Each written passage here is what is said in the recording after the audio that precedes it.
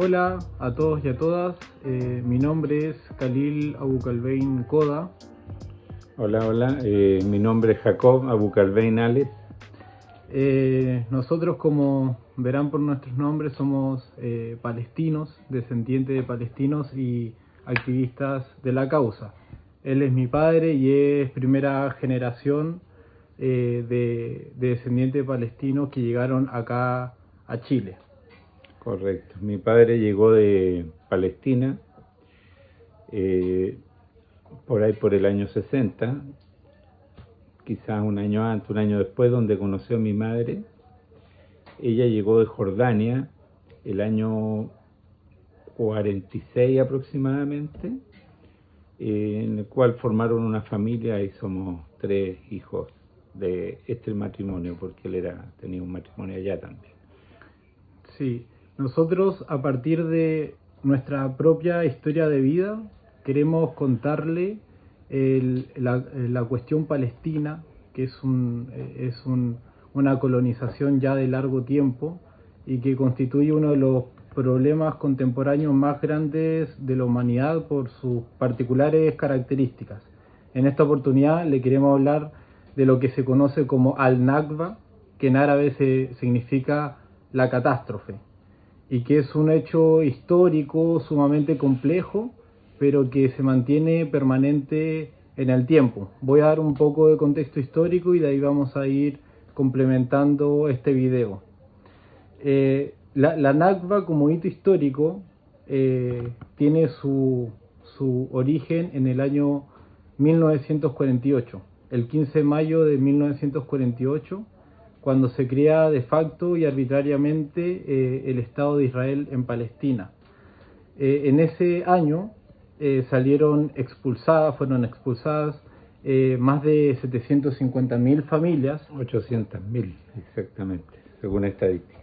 800.000 familias fueron expulsadas de Palestina a causa de esta colonización que se estaba suscitando en ese territorio, y gran parte de esas familias vinieron a parar acá en Chile, que se constituye como donde está la comunidad árabe más grande fuera de Medio Oriente, ¿verdad? Correcto, bueno, ahí el año 48, como dice Khalil, el 15 de mayo, se logró como el Estado de Israel, y se enfrentan las tropas árabe-palestinas con las tropas israelíes, por el poderío armado y todo el apoyo que tuvieron de las 3 potencias más importantes, sobre todo de Israel, de Inglaterra en ese momento y Estados Unidos.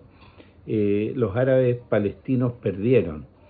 La mayoría se fueron a campos de refugiados en los países vecinos, en Siria, el Líbano y Jordania. Así se formó también la Franja de Gaza, la Cisjordania, y gran cantidad importante de esa población llegó a Chile. Hay un pueblo que se llama Bet Yala en el Medio Oriente, que es un pueblo fantasma, que hay muy pocos habitantes, y la mayoría llegaron a Patronato y a diferentes lugares del país como emigrantes exiliados del Nakba, de la catástrofe que se suscitó en ese momento. Así es. ¿Por qué le hablo de que la Nakba es un hecho histórico muy complejo? Porque si bien tiene su lugar en una fecha muy clara, que es el 15 de mayo, y que todos los años nosotros conmemoramos, la catástrofe palestina empieza mucho antes del año 1948, y de hecho continúa muchos años después del 1948 hasta el presente.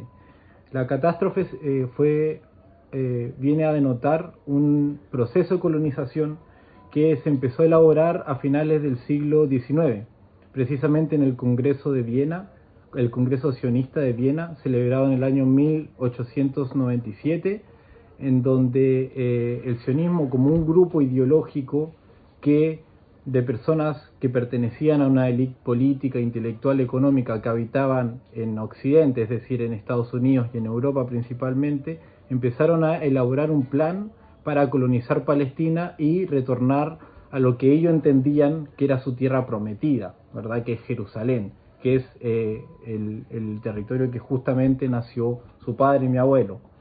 A partir de ahí, esta casta sionista empieza a tener negociaciones con las potencias imperialistas para empezar a darle forma a este plan de colonización. A principios del siglo XX, el Imperio Turco Otomano se empieza a desestabilizar y en la Primera Guerra Mundial se disuelve. En el año 1917, el Imperio Turco Otomano se disuelve y cada vez más este plan de ocupación colonial empieza a tomar más sentido, sobre todo con la declaración que tuvo el primer ministro de Inglaterra, que se llamó la Declaración de Balfour, porque así era el apellido del primer ministro de Inglaterra, que habilitó la colonización sionista en territorio palestino mediante estas negociaciones políticas que tuvieron con el sionismo. Desde el año 1917 hasta el 48 empezó la colonización de facto, que se llamó una estrategia que se llamó la colonización por infiltración, que era que sionistas o grupos judíos, ¿verdad?, de todas partes del mundo, pero que el 90% de esa colonización llegó desde Europa hacia Palestina, llegaban de manera armada para hacer posesión del territorio, mediante grupos paramilitares, ¿verdad? Y fueron en esos años donde, en la medida que estas hordas de colonos llegaban a Palestina, también familias de Palestina estaban siendo expulsadas. Y es por eso que, por ejemplo, su mamá, mi abuela, emigró, ¿verdad?, de Medio Oriente antes de la creación del Estado de Israel, porque ya la región se mantenía inestable. Y también cabe mencionar de que Inglaterra, como bien lo decía Jacob, mi papá, es la potencia que pasó a tomar parte de Palestina cuando se disuelve el Imperio Turco Otomano. Del año 1917 al 1948 fue Inglaterra la que tomó parte de ese territorio y que tenía el control también sobre la población civil. Correcto. Es por eso que el Nazca, que es la catástrofe, se simboliza a través de una llave, porque los 800.000 palestinos que fueron expulsados en ese momento ya en forma concreta, porque antes fue, como decía Khalil, como un plan de colonización por insertación, de a poquitito. Pero cuando ya el 15 de mayo se crea el Estado formalmente de Israel, donde las potencias reparten territorios que no son de ellos, me parece increíble que las potencias repartan territorio de una manera feudal, de una manera atroz, y avale ese 15 de mayo el inicio del Estado de Israel y asimismo la expulsión de todos los judíos que fueron expulsados, que fueron 800.000. No son menores, o sea, los palestinos, que fueron 800.000, que no es una cifra menor, y el año 67 fueron 200.000. Bueno, un dato a la causa: de ese millón de palestinos que fueron expulsados, su población a través de todo el mundo ha crecido 10 veces. Una de las virtudes del pueblo palestino es que es muy fértil, no así el Estado colonizador en este momento. Entonces, aunque sean potencia, aunque tengan las armas y aunque tengan los recursos, hay un tema casi divino de fertilidad que hace que el pueblo palestino siga existiendo y siga resistiendo. Así es. Mencionar de que cuando se hace la partición de Palestina, se establece de que un 55% del territorio iba a ir para el Estado de Israel y un 45% del territorio restante iba a quedar para la población autóctona, que es la Palestina. Eso no se respetó, este plan de colonización se mantuvo ascendente permanentemente, y es por eso que el 67 es una fecha en donde estalla lo que se conoce como la Guerra de los 6 días, al calor de este plan de expansión territorial, en donde todo el territorio que pasó a ocupar Israel después de esa fecha es catalogado por el derecho internacional como un territorio ocupado. Y eso es una cuestión de que del 67 al presente solo ha crecido en la ocupación militar. Nosotros permanentemente tenemos que ver cómo se expande constantemente el territorio de Israel y se va haciendo cada vez más chico el territorio palestino. ¿Por qué la Nakba simboliza la llave? Porque la llave simboliza el retorno. Por ejemplo, nosotros como descendientes palestinos, muy probablemente si queremos ir a Palestina, aunque sea de vacaciones, sin tener una excusa objetiva, por decirlo así, no nos van a permitir entrar porque van a entender que por nuestros apellidos, por nuestra condición de herencia, de descendencia, estamos retornando a nuestro territorio, y es por eso que no se nos va a permitir entrar muy probablemente, y menos aún si tienen datos de que nosotros también nos dedicamos al activismo político.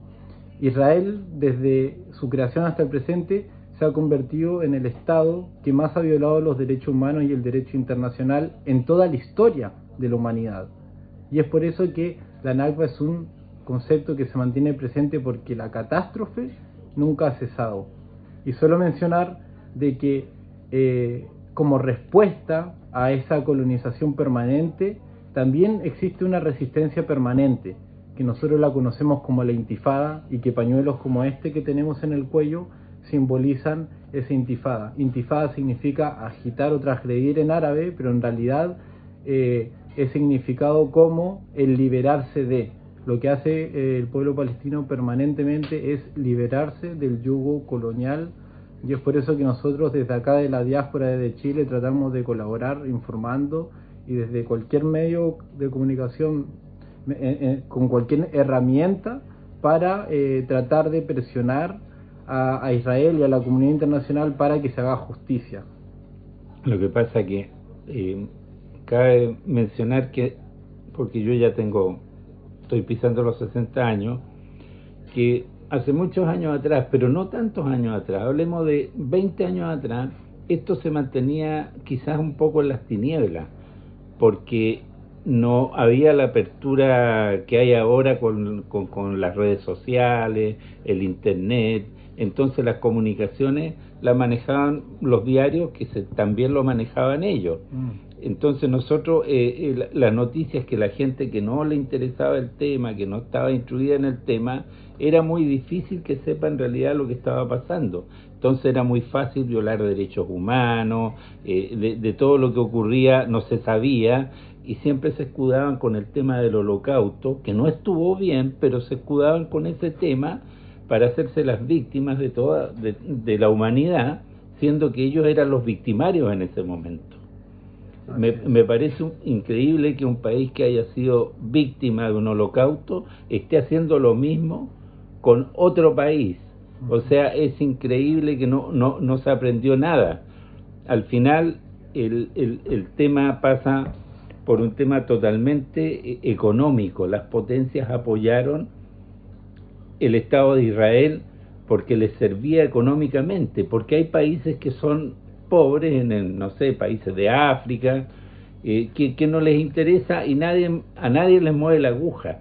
Pero Palestina siempre fue paso de caravana, un lugar estratégico entre Oriente y Occidente. Entonces había que marcar presencia de las grandes potencias ahí, y como las grandes potencias son los que estaban manejando la situación y las que siguen manejando la situación en el mundo, a los árabes palestinos los han aplastado. Pero ahora, volviendo al tema, la información ya es más fluida.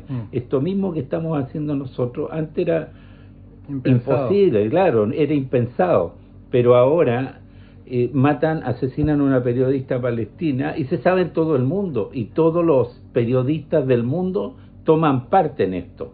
O sea, ya no se pueden hacer las atrocidades que se hacían antes y que pasen desapercibidas. Sí. Esa es una gran ventaja. Sí, y es por eso que agradecemos la apertura de estos espacios que nos ofrecen. Quisiéramos cerrar mostrándole los cuadros. Acá voy a tomar la cámara. Despídete. Adiós, un gusto. Gracias. Voy a mostrar brevemente los cuadros de nuestros abuelos.